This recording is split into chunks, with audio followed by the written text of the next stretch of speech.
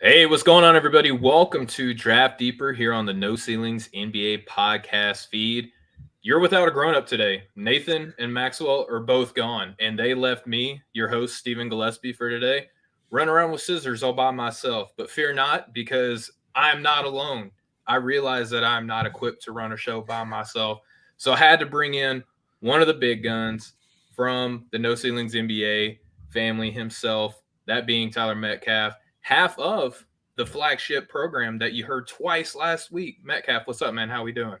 Oh, I'm fantastic. If there's something the listeners needed more of, it was definitely my voice, because they haven't gotten nearly enough of that in recent episodes. So, no, I'm excited to talk about some of these guys today. Grateful that you asked me to come on. Should be a fun one. Yeah, so I sent Metcalf a list of players that we're going to talk about. Completely just psyched him out. Today I'm just going to be, hounding him over the latest mock draft that he and the other Tyler did this last. I'm just kidding. That was a great show, by the way. I'm glad that we finally got a mock draft out there for the No Ceilings family. How did you feel afterwards? By the way, let's just flesh that out real quick. Uh, Good for the most part, except one pick that I've just been ridiculed for nonstop and incessantly in group chats and on social media. But that's fine. It's fine. I recognized mistake almost immediately after I did it, and also provided some alternatives later on in the show of where I wish I would have gone. So, still a big Tyrese Proctor fan. I think he's really good. Always have been. I just took him a little too high. So. Yeah, and one thing that I'll respect about you always, dude, is the fact that you will raise your hand and be like, "Yeah, I'm sorry, I effed that up. That was on me," and we can move on about our day. And speaking of which, man, like you do a Friday show, so sometimes one of the cool things is that you're the fun show. You get to send the listeners off on a nice fun weekend. But today we got you on Monday, which is kind of cool for you, right? Because we had a couple of debuts this weekend that we're going to be diving into, talking about Nick Smith Jr. Now, I understand before everyone comes to our heads that Nick Smith did not, in fact, debut technically, right? But we finally got a real introduction to his Mhm. game against San Jose State. And then we also got to see Cam Whitmore make his literal debut against Oklahoma. So knowing that, Metcalf, like you get to respond to a Monday show as opposed to waiting until Friday where Rucker has to like keep all his pent up emotions in. Like that's gotta feel good, right? Yeah, it's a little different of a mindset. I have to put on my Monday clothes, act like an adult because we're starting out the week. I'm not running around in sweatpants and just getting ready for the weekend. But Dude, I'm yeah, I'm no, literally wearing sweatpants right now. So like I'm wearing please gym let's shorts, so oh okay, cool. Perfect. All right. Yeah. So this is a no shame zone. This is like nobody shaming. Wear whatever the heck you want. Most of the listeners are just listening, not watching anyway. All right. So let's get serious, man. We're kicking off the show on a good foot already. And also just we'll let the listeners behind the scene a little bit. We spent, the green room for the podcast. We were talking about how Eli Manning shouldn't be a Hall of Fame quarterback. And, you know, we both agree on that, man. So we did some great bonding about how, if he doesn't beat Tom Brady, if it's against like Roethlisberger or Philip Rivers or even his brother, probably not a Hall of Fame guy. And we're not a football podcast, so you can't hold us accountable for any of those opinions, right? exactly. And he was just bang average. That was it. He had a couple of incredible defenses that carried him, but hey, he got the job done. He got the silverware, and at the end of the day, that's all people kind of really tend to care about. Yeah, I mean, it's participation because of your last name, because Tom Brady is so good as a quarterback that he got you into the Hall of Fame. So that's pretty cool. All right, so let's get into the meat and the potatoes of the show here, man. We're going to talk about Nick Smith Jr., a player that I'm heavily invested in because of my Arkansas ties. Love the Razorbacks. I try to be as unbiased as I can here on the show. I haven't written about any of them. I don't even watch them that much because I try to be as impartial and watch as many of these other prospects as I can. But I had to watch the San Jose State game because we got a number of guys on this team, man, that look fantastic. They look amazing. We were worried though about how Nick Smith Jr. would look whenever he finally started getting ingratiated onto this team. So before we start digging in deep to what we saw, what were your initial thoughts coming into this game? I thought he was going to be really, really important for this Arkansas team. Coming into the season, I had some concerns about kind of just like the outside shooting that was going to be available on this team. And I think early in the season, we saw a lot of that. Anthony Black has been incredible operating as like that pure point guard role before Smith came back. But so much of it is him just really pressuring the rim at an elite level. And he gets to do that because he is so much bigger than the guys who are basically forced into guarding him. As the competition gets better and the size and athleticism continues to increase, especially once they get into SEC play, I was a little hesitant about how effective that would be. But now with a guy like Nick Smith out there, he's, a legit shooter. He can space the floor both on or off the catch.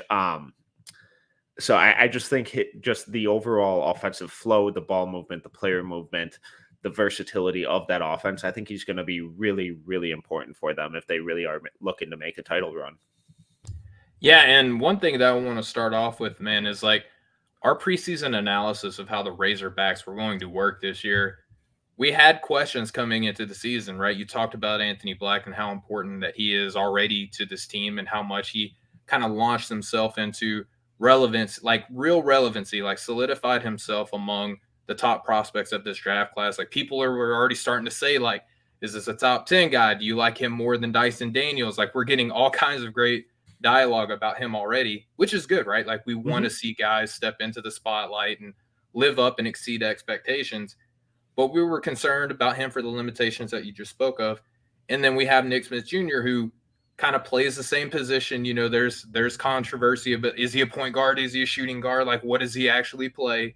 But playing alongside a guy like Anthony Black, you kind of wondered, like, Nick Smith, as good as an off-ball guy as he is, like, you do want to see him with the ball in his hands. Like, how good of a point guard or a lead can this guy be if he's on a team? Or is he simply just going to be a floor spacer for maybe a jumbo creator with what we're seeing right now for Arkansas? So I was really happy with how we broke that down by saying that Anthony Black is probably going to have the ball in his hand a lot. And he did seemingly defer to Mr. Black a lot in this game, right?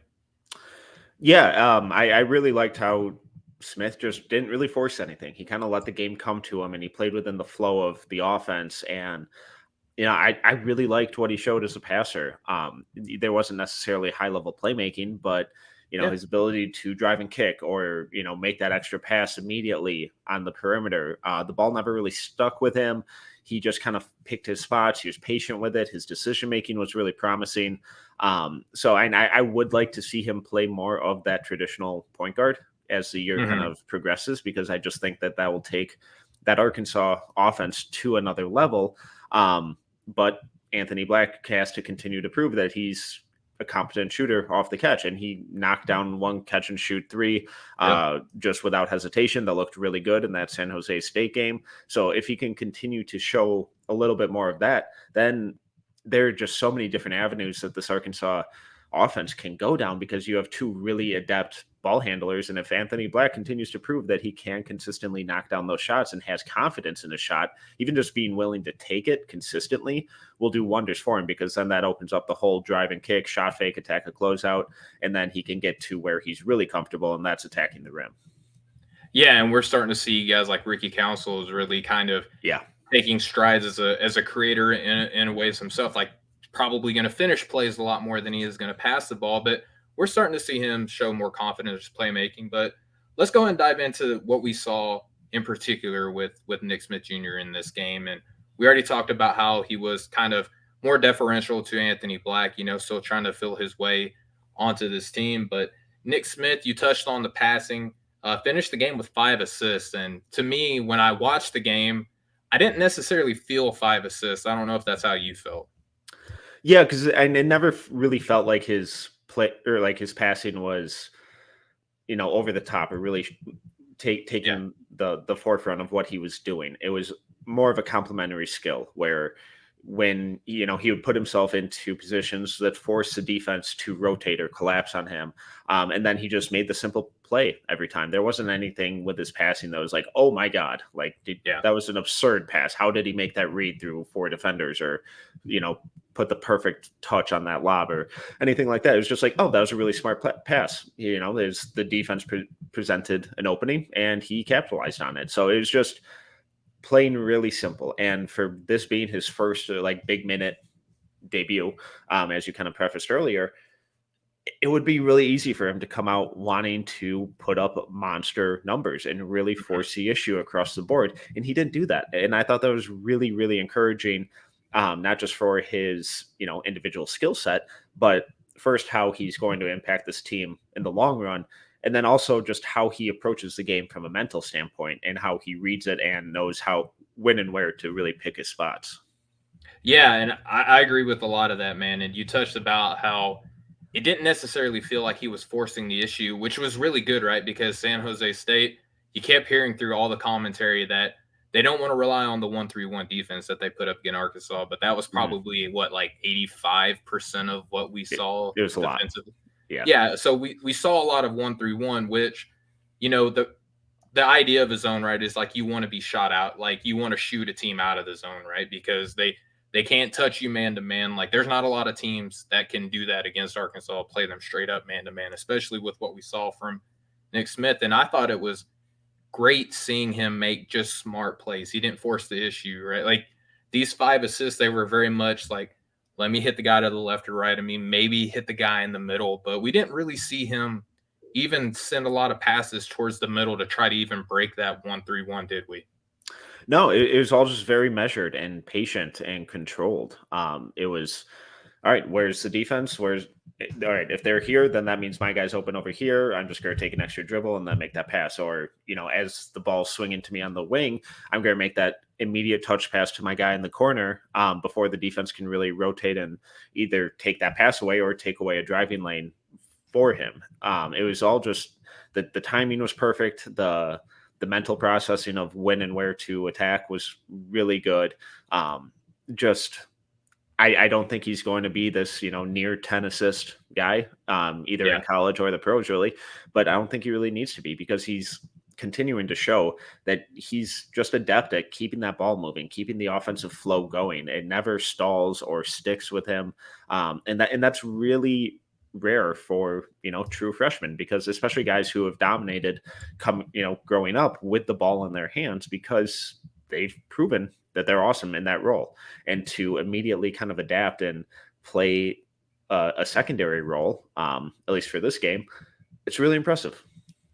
Yeah, and also considering too that this Arkansas team is very much like smushed together. There's not a lot of cohesion on this team, but you couldn't tell by the way that they move the ball pretty smartly around this 1-3-1 zone. So before we touch on the scoring, which is where everyone is going to want to go when talking about Nick Smith Jr., I want to talk about rebounding and defense, the fun stuff that everybody is just looking forward to, right?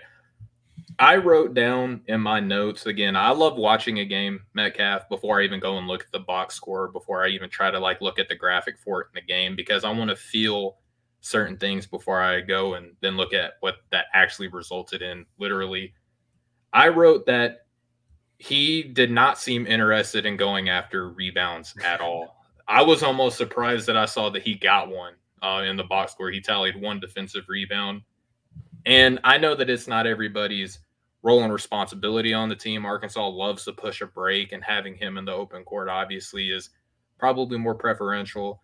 You have guys like Mitchell or his brother Mitchell or Brazil. There's, Walsh. There's people on this team that you want to rebound, even grab and goes from Anthony Black. But I didn't see Nick Smith really interested in going down there and mixing it up. What did you think about that? Did that stand out to you when you were watching the game? I'm not sure it necessarily stood out, but I also wasn't expecting any of that from Okay. him. He's like what 6'5", I think he's listed at. Maybe. So yeah. So I'm like, it would be nice for him to, go in there and get rebounds and immediately start the break that way. But I don't think they're really ever going to ask him to do that because I Yeah. don't think he's really ever shown much of that coming into the year. But with Anthony Black, Jordan Walsh, Brazil, Ricky Council, these guys are bigger, they're better rebounders, and they also have the skill to then kickstart the break.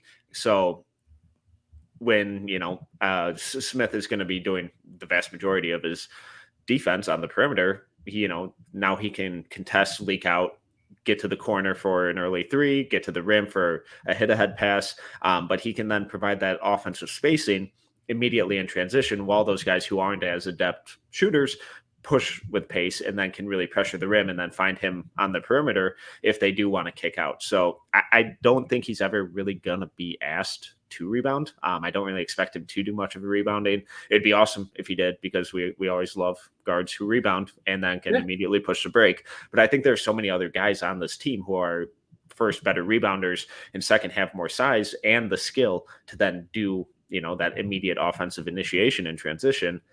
I don't think it's ever going to be something that he's, pressured into doing. And that's totally fair. And I agree with you that responsibility wise, probably not there. He just really much seems satisfied by standing though and seeing the other players. It's like, man, that looks rough down there. I don't want any part of that. But that's not to say that he's frail or afraid of contact, because we'll get into the defense now. We saw him pick up ball handlers full length of the court multiple times throughout the game. Very much interested in being a pest on the point of attack. What did you think overall about the defense before we get into some of the nitty gritty? I liked it. I thought he looked, I really liked the energy he played with. I thought his lateral footwork was really promising. He kind of showed his length and the amount of ground he could cover and just really deter drives. It'll be really interesting to see how that kind of holds up throughout the season, because it's, first big game back, getting minutes, have a lot of energy. You want to make this a point of, all right, I'm doing this. I'm locking this guy down. So hopefully it's a season long thing with him. But his point of attack stuff on ball, I thought was overall really, really promising and encouraging, showing just the overall versatility of his game. Yeah, for sure. It stood out to me in a number of ways. One thing that I thought was great about having Nick Smith, especially him being able to run point of attack, is we got to see a little bit of lineup variation with Arkansas that we haven't really got to see a lot of. I mean, there were possessions where Anthony Black was guarding up to the threes and even the four. Like, did that stand out to you when you were watching the game? Yeah, and it's similar to, how he just elevates their offense. He can just allow everyone else on Arkansas to do more defensively, because guys like Anthony Black and Jordan Walsh aren't worried about guarding that point of attack point guard anymore, because while Nick Smith isn't going to be Davion Mitchell at point of attack, I don't think he's going to be some sieve either. I think he competes enough. I think he has the physical tools to be good enough where now you can push Black and Walsh, who are awesome defenders, more towards those wings. And I really like Anthony Black's defense, but I think he's kind of shown that he's struggled to stay with those really quick guards. Sure, that's an area that Nick Smith can more comfortably address, and now Black and Walsh are locking down the wing threats, and they're able to kind of use their size a little more effectively there. Yeah, I agree with a lot of that, man. Like, Anthony Black being able to scale down a little bit more, I thought was fantastic for him. And they now have a stable of guys. You mentioned Jordan Walsh also, obviously, too. Like, his whole purpose in life right now is just to be a hectic, muck it up defender, rebounder, and break finisher, obviously. So seeing him being able to sell out even more when he's on the floor, fantastic to see. Let's talk about some of the man-to-man. I thought, obviously point of attack defense, picking a guy up 3/4 of the way up the floor, half court, top of the key, all that was very good. What did you think about the two-man interaction with him, though, responding to navigating around screens? Because there were a few possessions that I was like, I don't know if it's the defensive scheme for Arkansas where he always has to go over the top of it. I don't know if that's like kind of natural instinct for him, but it didn't seem like they were as much mix up in how they were going to be covering San Jose State. And it looked like at certain points of the game that they were going to take advantage of Nick Smith going over the top of screens, like almost exclusively. Yeah, I think there are a lot of, there's going to be a natural learning curve like there is with all young guards. And, there are going to be some things that he has to clean up. But it looked like they were trying to ice pretty much every pick and roll, try and keep it on the side. And to do that, you really have to aggressively deny the middle and shade them towards the side. And that typically ends up with that point of attack defender going over the screen and feeding them into their shot blocker, which, for a lot of the time is Trevon Brazile. I have some concerns about Brazile's overall off-ball defense, but and his shot blocking, it is what it is. He's a freak athlete. He's a really good shot blocker. And, if you're point guard and you're staring down this dude, there are other people I would prefer to attack the rim. Allow me to reconsider. Yeah. Yeah, exactly. So and then he has the length and the energy and just the quickness where he is able to kind of slither over that screen and then still get rim side without, dying on the screen every time. So it wasn't perfect, but I thought there was kind of a lot there to build on. Yeah, I agree with that. And I think that after one game, we have learned everything that we need to know about him. Like, he is not going to get any better. He's not going to get any worse. This is Nick Smith for here on out. So let's talk about his team defense, right? Mm-hmm. We had a pretty interesting conversation about, the whole no middle thing whenever we were guarding point of attack offline. And I think that a lot of that is instinctual. He is very much like an aggressive style defender. We see that whenever he is guarding point of attack. Help defense, I think that he shows a lot of promising instincts on that end. When the ball is opposite side of the court, he is very much comfortable because he's pretty bursty, right? Like, he's not the most athletic guy, but he is very quick and cat-like in his abilities. When the ball is opposite side of the court, we saw him help pretty deep, probably because of the whole no middle defense. What did you think about his team defense? I thought it was a work in progress. Just going back to some of his high school stuff. I thought he was a really good off-ball defender when he was given a very specific assignment. Like, hey, chase this guy around. Do not let him catch the ball. Stay tight on him off screens. Don't let him cut. Stuff like that, where he's not really being asked to tag and recover and then rotate back up to the top and do a dozen things in a single possession. I think and then in this game, I just kind of saw a lot more of that, where it's like, okay, if you keep it simple with him early on, I think there are going to be a lot of dividends from it, where he's effective with those one or two things that you ask him to do.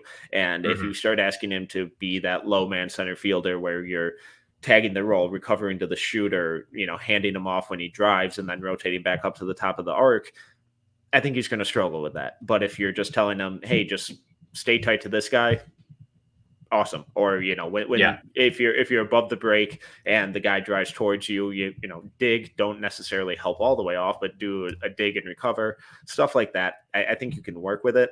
I didn't think anything with his off-ball defense was necessarily bad, but it certainly wasn't his standout area. Yeah, I noticed a couple of possessions where I saw him in the passing lanes, attacking pretty aggressively, lead to turnovers, lead to deflections, make the ball handler very uncomfortable. I liked a lot of what I saw on the team defensive aspect, especially when he's in help, not deny. Denial, I see a lot of what you were discussing, though.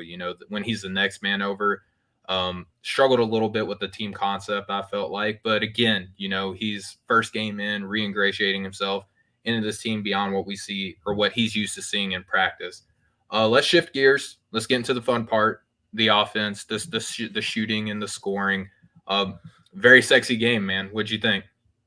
Yeah, and 16 points on 43% from the floor, 50% or 60% from three. I think there's 3 of 5. Yep. It's what you want to see. And the guy's an awesome shooter. Only a 50% free throw shooter. You concerned about the touch at all? He was 1 of 2 from. No, I'm not concerned about the touch. I just you kind of mentioned earlier about his like change of pace movements, where he's not this like over the top athlete, but I think he has a really quick first step. I think he has good length. I think he utilizes that change of pace really well to kind of get to his spots in the mid range. I really like the shot. Then just him being that reliable outlet from Ricky Council driving kicks or Anthony Black driving kicks or Brazil post ups, having that really high level reliable outlet on the perimeter for them is going to be so important. And I think as the season progresses, I think he's just going to even show more and more how effective he can be as that kind of off ball combo guard. But I just still want to see him hunt his individual shot even more, because I think there's so much variety to his scoring game that I think we could see some really, really fascinating stuff from him throughout the season. Yeah, and we're going to talk about this with the next prospect that I already teased to be, Cam Whitmore.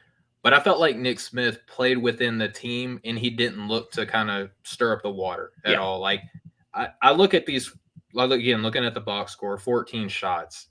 It felt like it was less. It didn't feel it like did. he was like going after or hunting the shots like you mentioned.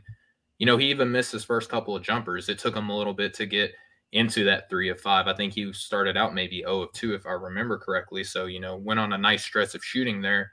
But I felt like he balanced the shooting. It wasn't just, exclusively let me stand back here, concerned about injury, maybe, or re-injury. Let me just stand back here. Let me be afraid to mix it up. He dribble drive, attacking, the float game looked phenomenal. I was very impressed with the floaters, the touch around the basket, and the willingness to also not just get tunnel vision whenever he was in position to score. He did move the ball around to the next guy. Again, wasn't very flashy or sexy in that manner, but it was a smart next pass over. What did you think about the shot variety? Like if you could talk about maybe the float game, because I think he did maybe airball one, but that quickly left his mind and he continued to just like, no, this floater's good. Trust me. What'd you think about that? Yeah, and I think he has a lot of promise as a real 3 level scorer. Yeah. It'll be interesting to see how he continues to handle contact at the rim because he's listed at 185 pounds. He looks like Hmm. it on the court too. Like he's a Yeah. skinny dude. So I'm just really intrigued to kind of focus more in on his at rim tendencies. Is he avoiding contact? Is he initiating contact and getting into the shot blocker's body to take away their ability to elevate and block his shot? What does his craft look like? And as the season progresses, we'll obviously see so much more of that. But I really like the touch. I like the decision making. What you said was perfect. He wasn't trying to rock the boat. He just came in there, played his role, and just helped that offense take another step forward overall. I coming out of high school, I really liked his floater game, and I thought he did Yeah. a really good job of kind of disguising it between that or throwing that backdoor lob that really kept that drop defender on their heels and kept them unbalanced. And with Trevon Brazil, I think there's so much potential for him to just be a They did not nasty. run much pick and roll with No, those two at all. And you want to see that, right? that's a big thing that I'm really excited for is just that 2 man game because Brazil's Hmm. obviously a freak vertical athlete. He's been shooting a lot more from the outside than kind of on the interior with Nick Yeah. Smith. I hope we get a little more of that 2 man game where we see Smith, come off that screen and then snake through and really freeze that drop defender and make him make a decision. And I think his ability to disguise that floater as a lob and vice versa is a really high level skill that he can really continue to build on. Yeah, and I'm starting to feel really good about the show that I did coming into the season. I went on the Draft Deck show with Corey, and we did a breakdown on Nick Smith, and I was really selling Keontae George even on the Nick Smith Jr. game because I felt like in the preseason we had to compare these two on how they stack up one against each other because it's important for making your big board. But I was still very high on Nick Smith Jr. and some of the players that I likened him to when I had to do the sell me this pin, which is a very harder it's a hard to do exercise if you've never done it before, right? So I went more for like your Darius Garlands and your Anthony Simons. And what's promising about Nick Smith Jr. is like similarly he can kind of snake his way in. He's very slippery, slithery, however you want to say it. He is a multi-level scorer, and you always have the threat. Although he's kind of wired more to score, he's a very capable passer as well. So I was pretty pleased with that. And for everyone that heard me mess around here on my desk, I thought I had the mic muted, so forgive me. I was actually warned by that by our producer Kevin Black. Shout out to Kevin. And I'm sorry I didn't listen to you. So we're gonna shift gears here now and talk about an actual debut. Again, I understand that Nick Smith played a game before that. Cam Whitmore against Oklahoma. It kind of seemed like a oh hey, by the way, Cam Whitmore's going to play today, guys. Like Yeah. did you know that? Did you feel that way too? Yeah, I know that I can't remember who, but it started circulating in our No Ceilings group text, and we are all like, "Wait, what? Like this Yeah. wasn't supposed to happen this week." So yeah, it's really exciting. Kind of caught us all off guard, but he was one of the guys that everyone in the draft community was most excited about this year. So it was just really good to get him back on the court for a Villanova team that's been struggling. Yeah, and it was like Villanova got tired of everybody saying like, "Oh yeah, Cam Whitmore's been rumored to come back," and like, all right, fine, we're just gonna play him today, you know. And I will say, man, like coming into the game, he was number 3 on my board, and I had to really control myself because I saw guys like Brandon Miller, seeing guys like Anthony Black, Grady Dick, who's more in the shooter, if you didn't know, seeing all these guys blow up. I kind of had to restrain myself and keep Whitmore there, and I'm very proud because he played 20 minutes. We're going to talk about the times in the game that he did not play and why I'm very upset about it. But within 20 minutes, the numbers aren't gaudy, right? Like I'm about to talk about this guy like he put up, Chris Murray like numbers, 30-20, He only scored 7 points on 3 of 7 shooting. He only got 3 rebounds in. He got 3 steals, which I'm not going to say only. That's pretty impressive. But the imprint that he left on the game, Metcalf, from the moment that he came in, it's like the complexion of the game changed. Like Villanova started to feel like they had an identity. What did you think about his overall game? It was good. It was a good debut. He definitely looked like someone who hasn't played in a while, though, too. They looked like there was a lot of rust that he kind of had to shake off. His kind of positioning away from the ball, especially on offense, he looked a little uncertain of. And I'm not saying it's anything damning with his game or anything. It just looked like it was a young kid who hasn't played for a while or played competitively for a while. So it could have been way worse. It could have been way better. But overall, I just thought it was a really solid game. And we'll go ahead and get into it now. In the first half, I thought my man was about to go on a crazy run. I thought he was about to have like a Nick Smith Jr. type game because we saw him offensively. Let's talk about the offense first. We'll kind of inverse it here. Offensively, he had a drive to the basket where he finished, but they called a foul on the floor and they kind of had to redo a play, so it didn't count. We saw him put up a 3 that he missed, but then he hits like a beautiful like combo dribble step back 3-point shot, just silky smooth, buttery. Like even his miss earlier was online. Like that miss, I even tweeted it out. I was like, that's a good looking miss. Like it was in line. Like it wasn't a terrible miss. That combo dribble step back jumper, beautiful, buttery. He comes in later and drives to his left, finishes with his left through contact. Amazing shot. He's drawing contact. He's moving the ball. He didn't record a single assist, but that's not indicative to the play that he had. Like he was a very willing ball mover. What did you think of the offense that we did see from him during that first half? Yeah. So coming into the season, I was skeptical about the shot. I didn't really have strong feelings one way or the other. I need to see more. And it's tough because obviously he had the thumb injury. He has the brace on the thumb. So he has to be affected in some form or fashion by it. I would imagine that it's hard not to be. What I've always loved about his game, though, is just the rim pressure. He's an incredible athlete, and his handle looks even better than it did before the season. So I think that's really encouraging. And when you talk about that, that combo dribble step back 3, that's exactly what you want to see from him. And the handle looks pretty good. I'm pretty encouraged by it overall. There were some possessions where he tried, some between the legs, behind the back, and he just like lost it. There were a couple of those, which isn't great. But as he kind of irons out those inconsistencies, gets a little more comfortable being back on the court, continues to get back in game shape. I think there's a lot there as him as like an on-ball kind of creator, or at least out of isolation for himself. The at-rim finishing, I think, is going to be really good all season. I don't really have any concerns about that.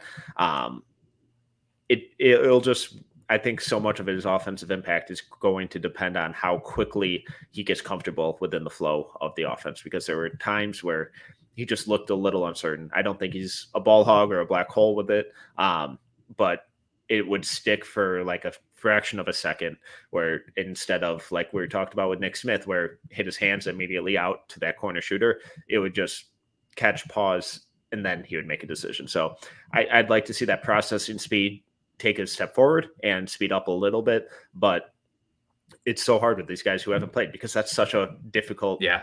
it's a big leap to go from practice to a live game, especially against a team like Oklahoma, who isn't, the most talented, but I think they're well coached and they run some good stuff.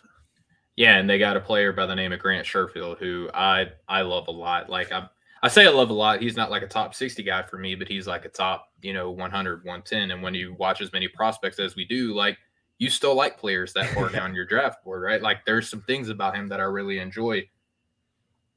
We'll talk more about this here in a second, but you touched on the processing speed and how he held the ball. How much of that do you think is really him, or how much of that do you think is Villanova? Because if you look at the guys on this team, like Dixon, like Slater, like Daniels, that's kind of what we're seeing, and it's almost anti Villanova from what we're used to seeing. There's the whole concept on this team is that what I was really excited about him committing to Villanova was that he was going to have like all these physical tools. He was very promising attacking the rim. He's got tools defensively. What I was expecting about him coming to Villanova and what I was expecting Coach Neptune to continue on was like the defense and the ball moving. And offensively, we'll stick here. Playing with a guy like Dixon and playing with a guy like Daniels, like he's got to be patient. He's gonna not get the ball at certain moments of the game. Those two hold the ball a lot. How much of that do you think is really his processing, or do you think that that's like style of play for the team? It's a little bit of both, but I think it's just a real symptom of this Villanova team not having a incredibly experienced point guard for the first time in a decade. There isn't a Colin Gillespie or Ryan Arcidiacono. Caleb Daniels is, he's a grad student and he's a really good player who's been there a while, but he was never really that lead point guard who really kept the offense flowing and, didn't hesitate, pressured the rim, kicked it out, relocated, was a threat from outside. And I think that system really, really needs that guy, and Villanova doesn't have it right now, who really just steers and guides everything. So maybe Whitmore can grow into that. I doubt it because just it's rare for a freshman to really do that, especially one who's not necessarily a point guard. So there's a little bit of that, but I do think for him, it's just a little bit more of, hey, you're going to be asked to take on a huge role in this team, and you got to prove that your decision making, your processing speed, your lack of hesitation. I don't always need him to make the right decision, but just working out that hesitation and getting that hesitation out of a game is so important, because as long as you're being decisive with what you're doing, it's tough for the defense to handle it. So I think it was more of just working the rust off, getting back on the court for the first time in a long time. I don't think his processing speed is a long-term indictment. I don't really have long-term concerns about it. It's just something, next game or a week from now, has it improved? And I expect it to. That's totally fair. And I mean, we're going to see level of competition steadily increase. Oklahoma, like you said, they're not a world beater, but they're good level of competition, and being in the Big East, like they're going to see some names moving forward. But let's talk about the defensive side of the ball. This is where I was more surprised. There was more promise there than I was expecting, because this is his first game in. You typically would see the offense would be the better part of your game, especially, learning that next level of competition, the speed, the quickness, going up against a point guard like Grant Sherfield. You would expect the defense to be a step behind, but as much as I liked his offense, his defense shone out a lot to me. There were times where they were switching, and he wanted that matchup against Grant Sherfield, and he stifled him on several possessions. That help defense was there. He made good rotations that led to missed shots or even turnovers. I was very, very, very excited about the defensive potential that Cam Whitmore was showing, especially for a guy who he's not necessarily the tallest at his position. I think that Rucker texted earlier that someone mentioned he was 6'9". I was like, he's 6'9" in my heart, but he's like maybe 6'6", 6'7". And he's more of a bigger guy, so he's more power than he is finesse. So there are concerns in that aspect about like what position he actually defends. I was very surprised and very excited about what I saw on that end. How about you? Yeah, I love the defense. Just under like my game notes for strengths, It's just defense. Like I didn't even Oh, okay. break it down into more nuanced. It's just I really liked basically everything he showed on defense. And yeah, he's definitely not 6'9". ESPN and Villanova's roster have him listed at 6'7", and that feels a little more accurate. But despite that size, and he has the athleticism and energy and recognition to be kind of that weak side rim protector. He's super springy. We all know this. But Mhm. his ability to switch, to be that point of attack defender at times where he would switch on ball screens and move his feet really well. And there were times where the opposing guard would get into the lane, but he never really allowed them to turn the corner on him and get Yeah. into the lane. So even though they got inside the arc, he was using his strength and his footwork and agility to kind of keep them wider from the lane and never really pressure the rim at a substantial level. So his willingness to rotate and switch and communicate and guard basically any area of the floor that was needed, I thought it was just a really impressive showing from him. Yeah, and Villanova's going to need that because they don't have a lot of size on the front court, like a lot of strength, but they don't have a lot of vertical size Mm-hmm. on this team. All right, so Metcalf, I made my voice known on Twitter for as many people who care to listen to my voice. I mentioned it in the group chat as well. Plug for the group chat. I was not a fan of Coach Neptune's decision to keep him off the floor after turning the ball over with like 4 minutes left of a very close game. And I'll shout out Corey Tolba. He did the same. He said the same thing when Brandon Miller. He didn't get pulled from the game, but you could see that Alabama in that like 50 overtime game that they had a couple, games ago, where they kind of phased them out a little bit. They literally pulled Whitmore from this game and didn't put him back in. And we're talking about a guy who at the time I think was like third or fourth on the team in scoring and was tied for leads and rebounds. He had 3 steals in the game. He changed the complexion of the game from the first moment he stepped on the floor. Villanova won the game, so Coach Neptune is going to feel completely justified. But I think that it's absolutely criminal that you have your highly touted recruit in your first season in a very storied program to just like not play this guy. He only played 20 minutes, and sure, like you can claim that there was a minutes restriction, but before that turnover, it was like they were like, what minute restriction? You know, he turned the ball over one time. He didn't come back on the floor again. And it was on, and you touched on it. It was on a ball handling. The dribble got a little high, a little carried away. He outran his dribble. I get that you want to coach the guy. I get that you want to win games. You were, I think, like 2-6 at the time. I still think that Villanova could have won the game with the players that like pull one guy, like even let Daniels hold the ball for 30 seconds and then drive at the basket. Like whatever you want to do, just leave your guy out there to gain experience. What did you think of the decision? Am I just crazy because I have this guy third on my board and I just want to see him more? Like, you can call me crazy if I'm crazy. No, I'm sorry. It's always tough to know, especially when guys come back from injury, because 20 minutes, very round number, feels like a pitch count type thing. But also with like a thumb injury, it's like, really, like we're doing pitch count on thumb It was after a injuries, turnover, too. Right. So it's like it could have been something that has been reoccurring in practice that they've talked to him about before, where maybe he went outside of what they were wanting to do that possession on offense and he got sloppy with it, forced it, and it wasn't what they wanted. College coaches are notorious for being super control freaks. You kind of have to be in that role, but from a watching perspective, it's always infuriating. So I don't really have any major thoughts on it besides that I just want to see as much Cam Whitmore as possible. So hopefully, whether it was an OCD control issue or a minute restriction or a teaching moment or whatever, hopefully that was a one-time thing and we start seeing him more in the 30 to 35-minute range.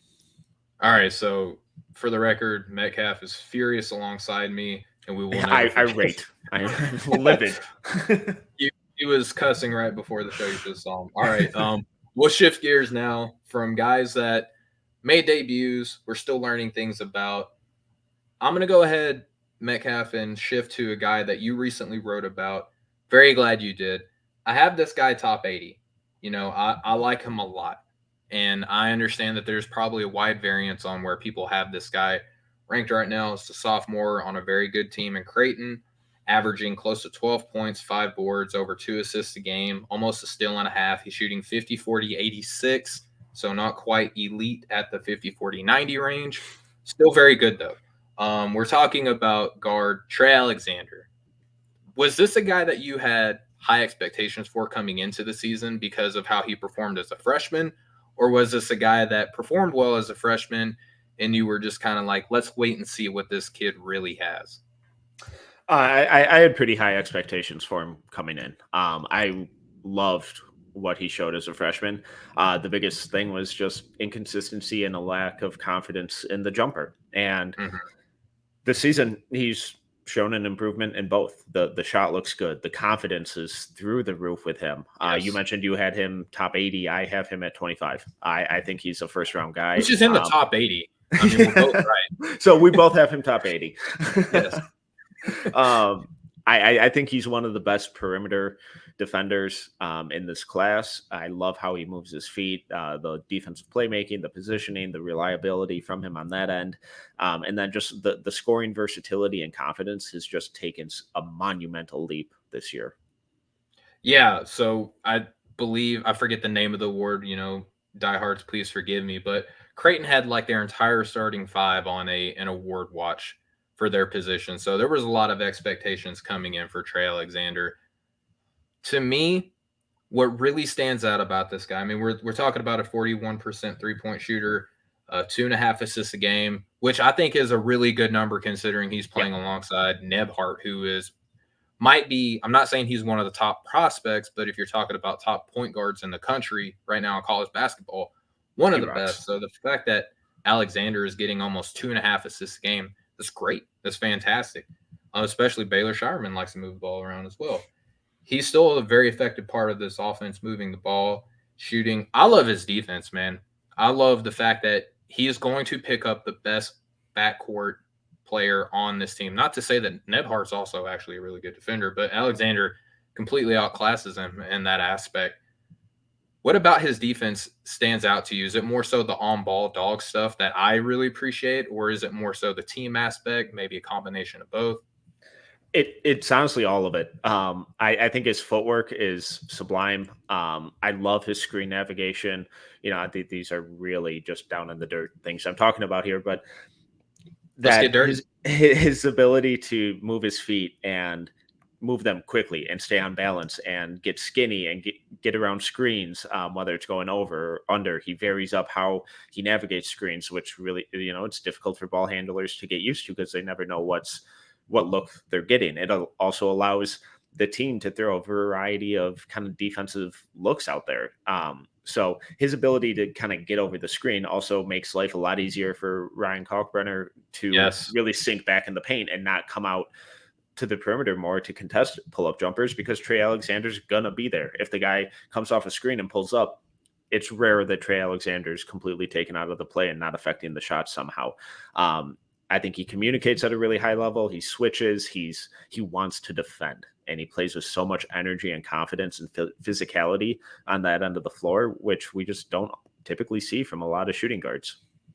Yeah, and I think something that Creighton needs to really address, it stood out to me in their matchup against Texas, where Kalkbrenner, he's very blessed in the fact that he has a guy like Alexander who isn't just going to funnel a guy towards him. Because as much as we praise Kalkbrenner for his defense, for his height, his length, his instincts, Texas kind of exposed him. They did some pretty creative things on the back door against him that I think teams are going to look at really hard and try to replicate. And other teammates of Alexander are going to have to step up on the defensive side of the ball to keep Kalkbrenner's name and hope for an award a little bit more cleaner than what it looked like in that Texas game.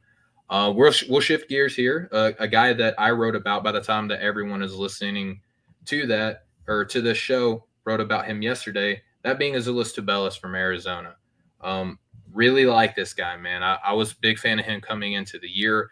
I have a first round grade on him. You probably have him top 80 as well.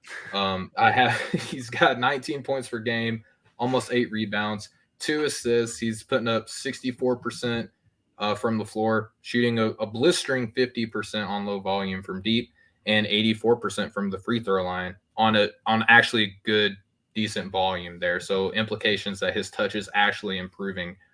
again, I'll ask you, what were your thoughts coming into the season about Azuolas Tubelis? Where do you stand with him right now? So Tubelis has always been one of the most frustrating evals for me because I really liked him as a freshman. It's like, oh god, okay, Mhm. this guy can move. He's got skill. Really excited to see how his game progresses and evolves. And I don't know, man. I very easily could be alone here, but it doesn't feel like it's taken the leaps year over year that I expected, or at least wanted it to. Every game this year, I come away just a little underwhelmed by him. But then you look at the box score, and he's just putting up numbers across the board. I'm like, when did this happen? Or is he just paying the scorekeepers to just boost his numbers? Yeah, tally So that I one up for me, boss. Yeah. yeah, so it's tough because I like the idea of him, but just when I watch him, it never feels like he's really taking over or having the massive impact that his numbers are telling me he's having. So Mhm.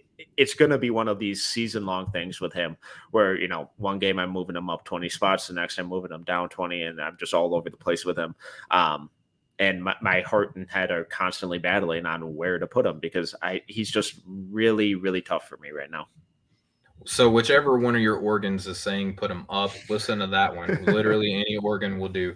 Um, I like Tubelis a lot, and I think what I think could kind of muddy the waters for people is the fact that Arizona will exclusively play him at the four, and Yeah. we will not get to see him as a five for whatever reason. Like last year, we got to see Christian Coloco.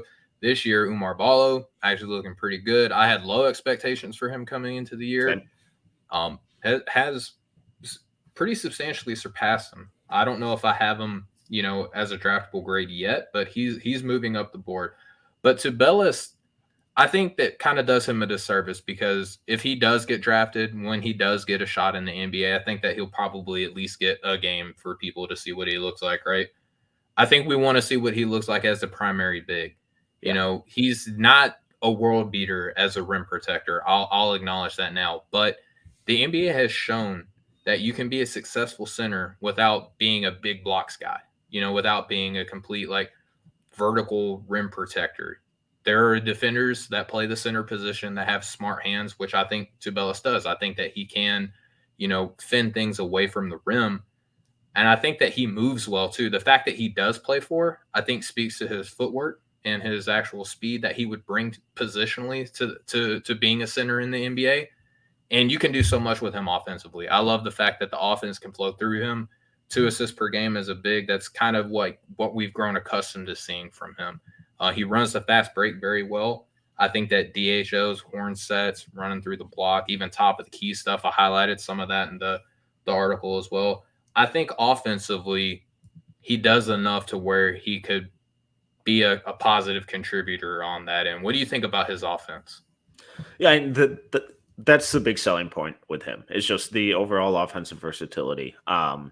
The agility, the footwork, the balance, the movement. It's all really, really impressive for his size and position. And it's basically the kind of minimum of what you have to be an NBA guy. So that combined with his passing, I think he's a really good passer.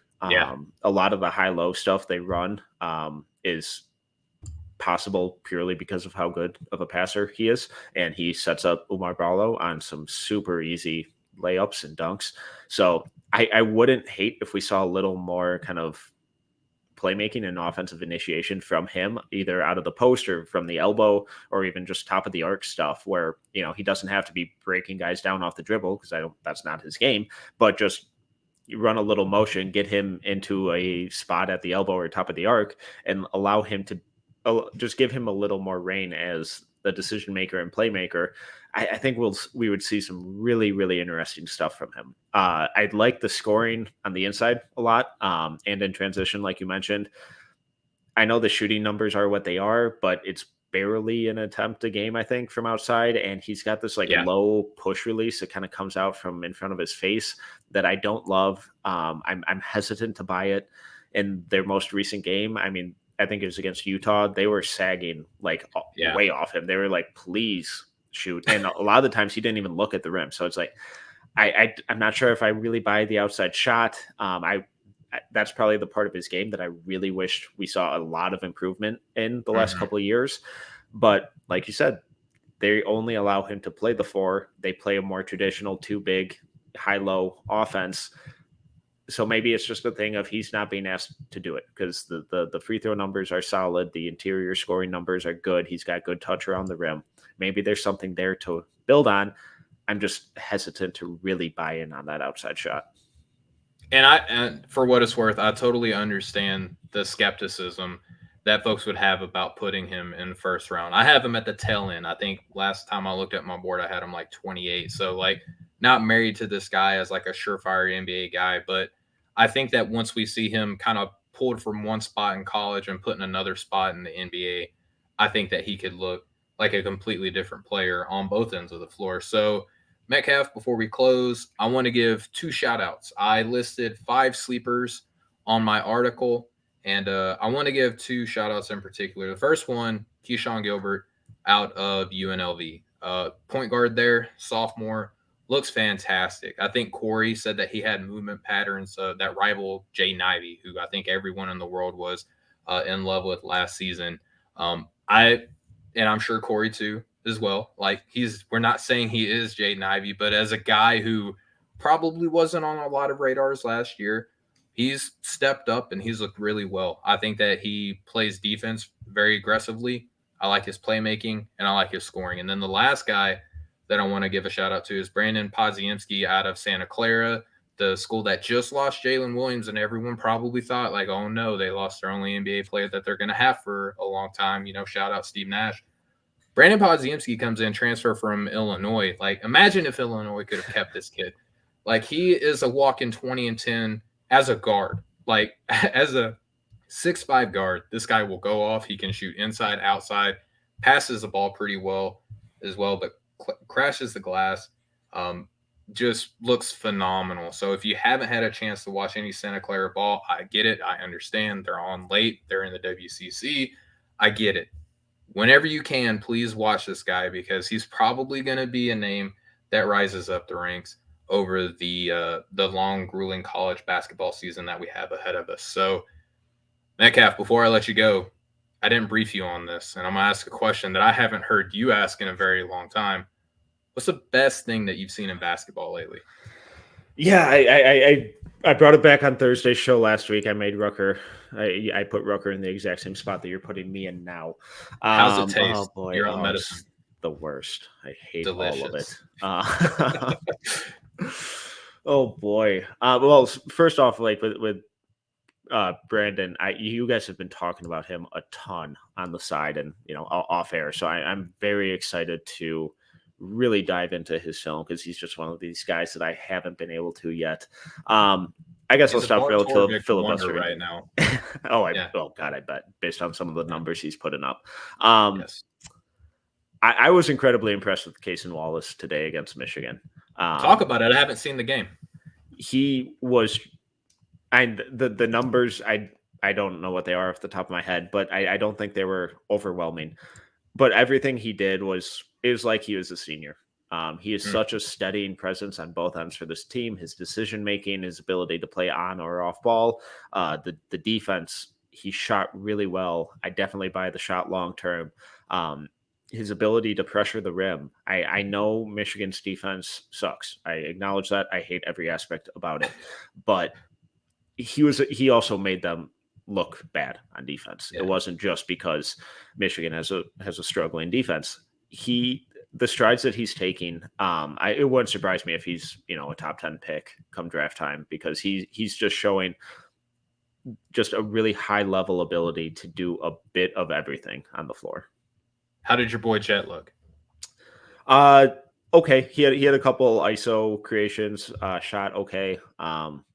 And the defense is what it is. And Michigan doesn't really have that third go-to scorer right now. So much of the defensive attention is on Hunter and Jet. And as the season progresses, I think it could be a little tough for them if a guy like Terrence Williams or Kobe Buffkin, really doesn't take over as that's tertiary scorer.